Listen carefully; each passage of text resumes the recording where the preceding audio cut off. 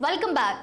ఒక్కసారి కాదు, 2 సార్లు కాదు, 3 సార్లు కాదు, ఏకంగా 6 సార్లు కేసీఆర్ సీఎంగా ఉన్నప్పుడు ప్రధాని హోదాలో మోదీ తెలంగాణకు వచ్చిన ప్రతిసారి సీఎం హోదాలో కేసీఆర్ మోదీని ఆహ్వానించలేదు, కనీసం పలకరించలేదు. మోదీ వచ్చిన ప్రతిసారి అప్పుడు మంత్రిగా ఉన్న తలసాని శ్రీనివాస్ యాదవే ప్రధాని మోదీని ఆహ్వానించారు. బేగంపేట ఎయిర్పోర్ట్లో స్వాగతం పలికారు.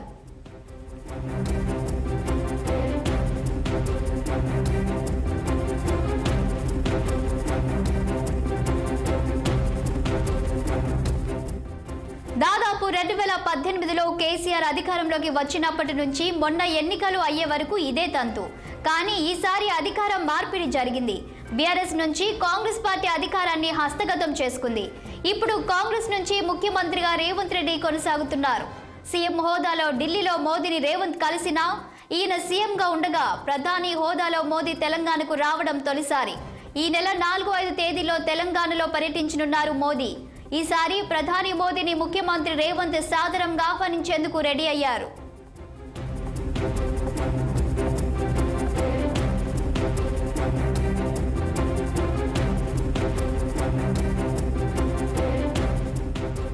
ప్రధాని మోదీ తెలంగాణకు వచ్చిన ప్రతిసారి ప్రోటోకాల్ ఉల్లంఘించిన నాటి సీఎం కేసీఆర్లా కాకుండా గౌరవంగా స్వాగతించాలని రేవంత్ నిర్ణయించుకున్నారు. మోదీకి స్వాగతం పలకటానికి గవర్నర్ తమిళిసై సహా ఇతర మంత్రివర్గ సహచరులతో బేగంపేట ఎయిర్పోర్టుకు వెళ్లాలని సీఎం డిసైడ్ అయ్యారు. నాడు కేసీఆర్ ఉల్లంఘించిన ప్రోటోకాల్ను తిరిగి పునరుద్ధరిస్తానంటున్న రేవంత్ రాజకీయ ప్రయోజనాల మేరకే మోదీని ఆహ్వానించాలని నిర్ణయించుకున్నట్టు సమాచారం.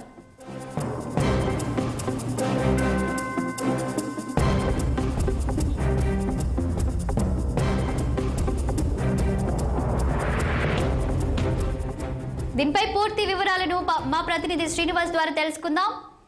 శ్రీనివాస్, ఈ నెల 4-5 తేదీలో అయితే ప్రధాని మోదీ రానున్నారు. అయితే తెలంగాణ గవర్నమెంట్ నుంచి ప్రోటోకాల్ ఏ విధంగా ఉండనుంది? Thank you Shalini. ప్రధాని నరేంద్ర మోడీ ఈ నెల 4-5 తేదీల్లో తెలంగాణలో పర్యటిస్తున్నారు.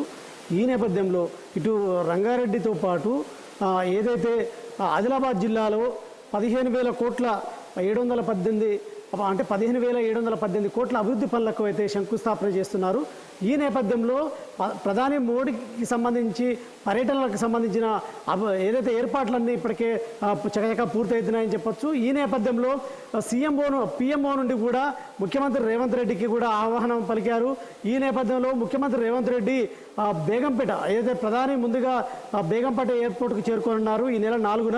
అయితే ఈ నేపథ్యంలో బేగంపేట ఎయిర్పోర్ట్లో ముఖ్యమంత్రి రేవంత్ రెడ్డితో పాటు గవర్నర్ తమిళిసై సౌందర్యరాజన్, అదేవిధంగా మంత్రివర్గం అందరూ ఏదైతే ప్రధానమంత్రి నరేంద్ర మోడీని బేగంపేట ఎయిర్పోర్ట్లో సాధారణంగా ఆహ్వానం పలికేందుకు కూడా సిద్ధమయ్యారని చెప్పొచ్చు. ఈ నేపథ్యంలోనే అంటే బీఆర్ఎస్ ప్రభుత్వంలో 2014లో బీఆర్ఎస్ ప్రభుత్వం ఏర్పడ్డప్పటి నుండి ఏదైతే 10 ఏళ్ల పాటు మోడీ 6 సార్లు తెలంగాణలో పర్యటన చేపట్టారు. ఈ నేపథ్యంలో 2017 నవంబర్ 17న ఏదైతే మెట్రోకి సంబంధించిన మెట్రో రైళ్లు ప్రారంభించడానికి నరేంద్ర మోడీ వచ్చినప్పుడు ఆ రోజు మాత్రం అప్పటి ముఖ్యమంత్రి కేసీఆర్ ఆహ్వానం పలికాడు. తర్వాత 5 సార్లు ఏదైతే తెలంగాణలో నరేంద్ర మోడీ పర్యటన చేపట్టినప్పటికి కూడా కేవలం మంత్రికి ఏదైతే తలసాని శ్రీనివాస్ యాదవ్ మాత్రమే.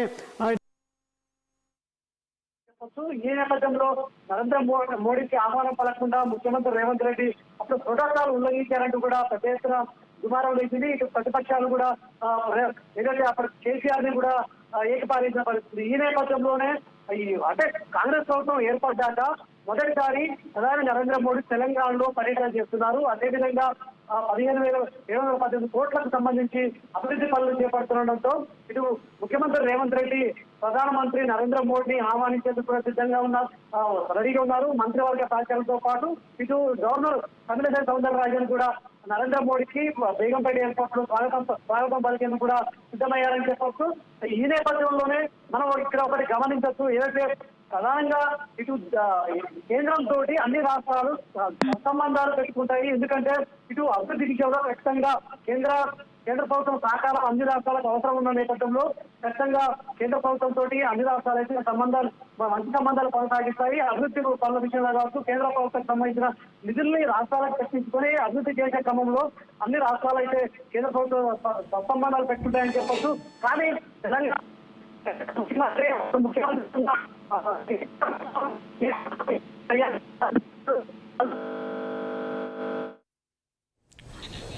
Thank you Srinivas.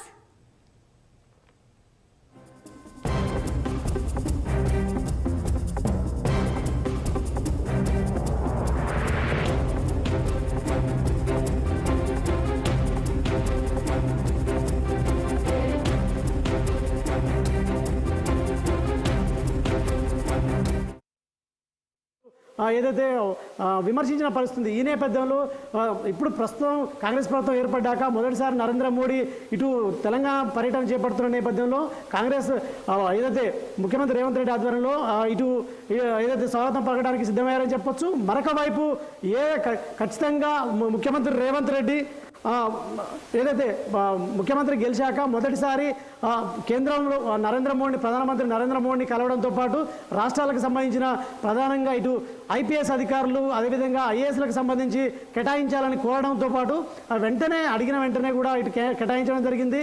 ఈ క్రమంలోనే అంటే ఏదైతే సానుకూల వాతావరణాన్ని కేంద్ర రాష్ట్ర ప్రభుత్వాల మధ్య నెలకొల్పడం కోసం కూడా ముఖ్యమంత్రి రేవంత్ రెడ్డి కూడా ప్రయత్నిస్తున్నట్టు తెలుస్తుంది.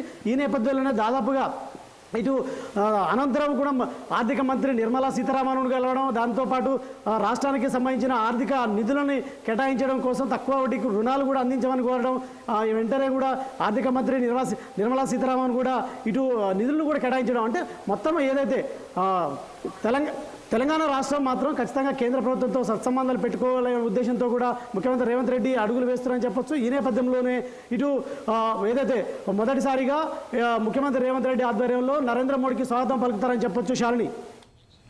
Thank you Srinivas.